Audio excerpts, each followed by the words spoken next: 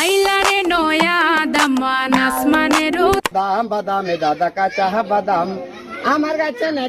1000 টাকা জোগাড় করে একটা কেটলি কিনুন আর কয়েকটা মাটির ভাঁড় নিন, সাথে কিছু বিস্কুট নিন। আস্তে আস্তে বাড়বে। প্রথম দিন আপনি বিস্কুট নিলেন প্রথম সপ্তাহে, তারপরে সপ্তাহে মাকে বললেন মা একটু ঘুগনি তৈরি করে দাও।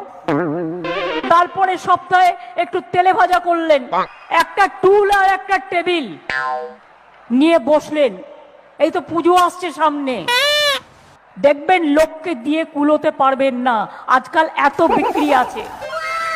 এই তো পেয়ে গেছি বড় লোক হওয়ার আইডিয়া। আর পড়াশোনা করার কোনো দরকার নেই। কিন্তু দিদি যে বললো 1000 টাকা লাগবে, টাকাটা এখন কোথায় পাই?